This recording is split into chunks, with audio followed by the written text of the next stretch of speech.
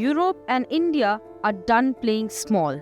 This week in New Delhi, they're aiming for what both sides are boldly calling the mother of all deals, a trade and strategic pact big enough to redraw global power equations. When European Commission President Ursula von der Leyen and European Council Chief Antonio Costa turn up for India's Republic Day celebrations, it's not just symbolism, it's strategy in motion. Flags, handshakes, and possibly history. After nearly 2 decades of slow, frustrating negotiations, the EU-India free trade talks are suddenly racing towards the finish line. Why now? Because the world is on fire. Wars, tariffs, coercion, supply chain chokeholds, and a rules-based order under serious strain. As Europe recalibrates after Trump's tariff tantrums and China's export controls, India is emerging as the alternative pole everyone wants to plug into. Von der Leyen calls it a historic trade agreement. India's Commerce Minister Piyush Goyal ups the ante, the mother of all deals. Together, the EU and India represent a quarter of the world's population and GDP. And yet, here's the shocker. India accounts for just 2.5% of EU trade compared to China's near 15%. That gap screams opportunity.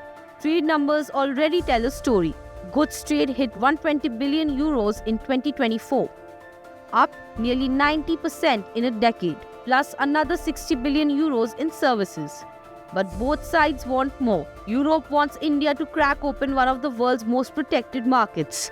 Cars, machinery, chemicals, wines, spirits, and stronger intellectual property rules. India wants easier access for textiles, pharmaceuticals, and its booming services sector. This is not easy love. India's high tariffs are legendary. Agriculture is radioactive. Dairies and grains are off limits. The EU's carbon border tax threatens India's steel exports. Regulatory standards in pharma and autos remain minefields.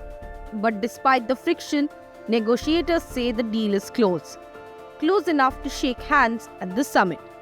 And this is where it gets bigger than trade. Geopolitics is accelerating everything. Russia's war in Ukraine, America's protectionist mood swings, Europe's bruised transatlantic ties, India's cooling equations with Washington. Both sides are hedging, diversifying, multi-aligning. This is not just about tariffs and exports. It's about power, positioning, and partnership in a fractured world. If this deal lands, it won't just unlock markets. It will signal that two democratic giants are ready to write new rules together. The message is clear. Europe and India are opening a new chapter, and this time they're thinking big.